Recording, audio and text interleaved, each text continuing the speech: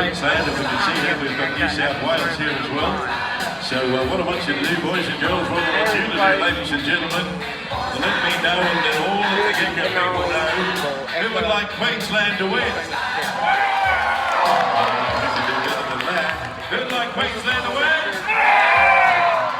Very good. Who'd like New South Wales to win? We've got a few of them. Johnny Cutter, our council in charge of all of us, is here. So very shortly we're going to be able to start, and we just get our sawyers, and then we will have an underhand standing block of the tree that's right behind me here, and we're going to have very, very best to be able to start. So our sawyers are ready, our axemen are ready. Ladies and gentlemen, are you ready? Yeah! On the count of three. Axemen and sawyers, on your mark, get set, go!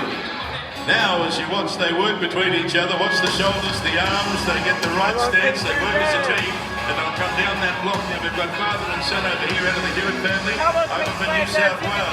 We've got a couple of our hard toiling, little difference in age. Now they're all, then they go into the underhand. We've got Millie Richlag here putting a front in. Also we've got young Carver Barrett, his sisters here. So we're going to say that if you want to have a look, once they complete through and go back into one of that front, and once their front goes in, they'll turn. Who'll be the first to turn? Who wants Queensland? Give them a little bit of help, ladies and gentlemen. Just watch as they do go, because they're all powerful now. As we say, they've all got the ability to win, but we're going to do our very best to try and make the first one to turn around if we have. We've got the Barrett family down here. Once she's finished through that, Millie Richlag's here.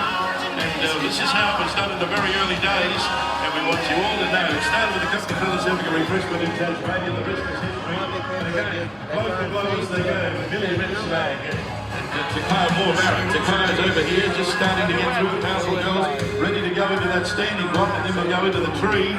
And we want you to know, are you ready, ladies and gentlemen? What do we say? It's a good Aussie sport. Aussie, Aussie, Aussie! Now, as we see, it's not much in it, but we have at the moment got New South Wales. Come on, Queensland, we have got now, we're starting to go. We've got young Sean Harper there. Now, as they put that front in the standing block, they'll get halfway through that block, turn around, and then they'll start to drive. Once they get through that block, we'll start to get into the tree. It's about 250 mil, this tree. We do it every day in the woodshop arena, but again, let me tell you, anybody's got the opportunity to do it. Come on, make a little bit of noise. Who wants Queensland to win? We're just a tad ahead. Jack Rowley just up into the tree now. Again, have a look at the also got the opportunity to start there. We've got they're all vibrant, young, healthy fellas. Have a look, we've got young Poppies. Matt Poppies there. We've got young Jack Rowley there. Watch this, they put half of it in. We want, again, we're doing it here after 7 years. You want Queensland to win? Come on, give them a little bit of noise. Halfway through, and then they're going to come down. All that holds them in is that little metal tongue and that springboard. They get their weight right out on the back of the board. Coming down first for the Queensland team, we do have young Matthew Coffey there. And hot on his heels, we've got James Rowley. He's a little bit of a sore hand, but the other thing we're going to be able to tell you, that little board, it's the metal tongue there, body weight. Watch the foot there, the cut a board hole. And still they get into the top of that tree. Still again, as we make our way up into the top of that tree, anything can happen as they give a little bit of argy-bargy, and it's not uncommon for these fellas to be able to put a little bit of dirt on each other. Our first time is out here tonight. Again, let's get behind. Come on! Let's give him a little bit. Young Matthew is the man you want to go with. The other one's James from New Zealand, from over New South Wales. He could be in New Zealand. We ought to get New South Wales to win. Give him a cheer. What the lads say, only a flower or two between it. Once more, we want to be able to tell you that they do a colossal job. Well done, and I mean well done to our Queensland team.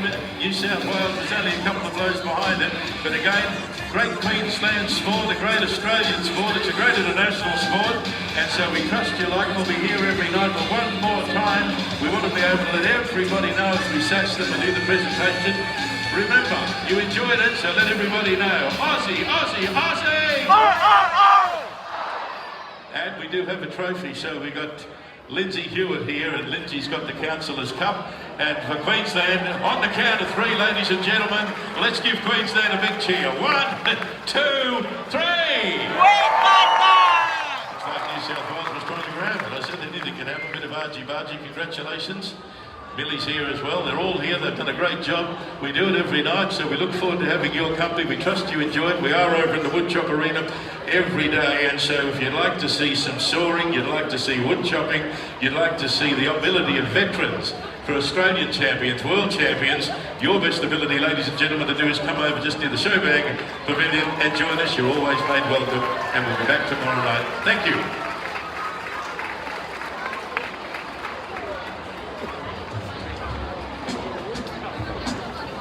So this project we've been showcasing right now is to do with how we can augment humans, really. Like, how do we take away those dirty, difficult, dull and dangerous jobs and overall make life better for both our people and our animals. So we can see these different elements like injured farmers or aging farmers, and how can we really bring these robotics together to be able to support them. And so we took it to the Ekka last year after we had that great success out in a few schools, and we could actually achieve things with our robots that the general working dogs weren't able to. So there's this fine balance between what do our users want and need, and how far can we push the tech and maybe change how we do that. So we've been working on the RoboDog project to control the ships. Basically, our project mainly focuses on the web app that implements the voice commands to control the RoboDog. So we use the voice commands from our mobile device. It can be laptop or mobile phone. And so we're really leaning into that, hearing our community and hearing our users, and being able to equip the robot dogs to be able to really work in those kinds of situations.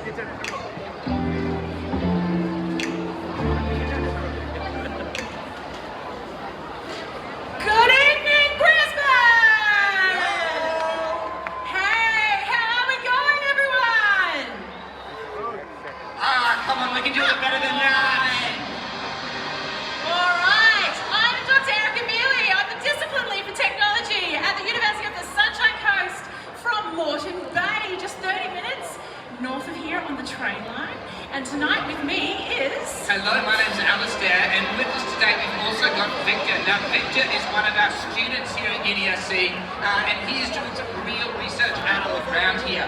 So Victor is here testing out some of our voice activation technology to see if one of our dogs, Eddie here, can actually, in this big arena with all of you around, all these crazy Wi-Fi signals happening at the same time, still control him with his voice. So you're actually part of some real research here on the ground. We are actually testing some stuff out for real, which is super, super cool for you to all be a part of it as well. That's right, but just to give you a little bit of assurance, if you've seen the news lately, there's been a bit of concern about these smart glasses. Eddie, you can see, has some special cameras, but he is not looking for humans tonight. He is only looking for sheep. So it's not a problem, you don't have to worry about your privacy with that one tonight. But what we did when we were leaving the Ekka last year, we had some fantastic conversations. And so what we wanted to do was bring Eddie. Eddie's had a upgrade, if you could believe it. Here is our EDU dog. He has 1 trillion operations of AI per second. He has full binocular vision, so he can see like us. And he is the one with the little antennas you can see floating around. I'm not quite sure where he's headed though. That's okay. That's okay, neither does Eddie. No, that's all right, Eddie will work it out. But over on this side, you can see with the purple back, that is our darling of the kennel, that is Violet. We also have Old Yeller, who's one of our oldest robo dogs in our kennel. And we have one of our newest, Banjo, of course, named after a famous Australian, I think we all know.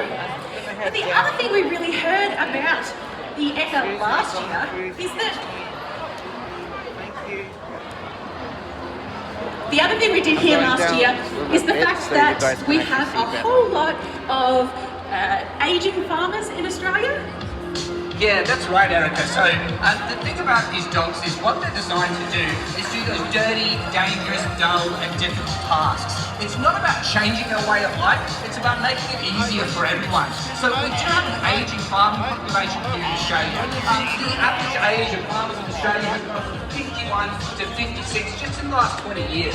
And so what that means is, as our bodies, all of our bodies start to slow down, we do things a little bit slower, we have more of a chance of getting injured. And so in turn, that means that we need to support, as a population, as a nation, to continue to do the things that we like to do the most for as long as possible. And so that's what these dogs are here about.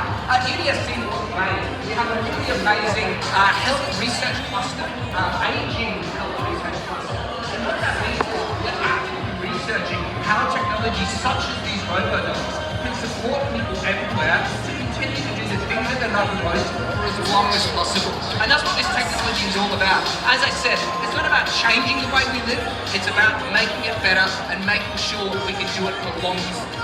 And these sheep tonight are just not having a bar of our dogs.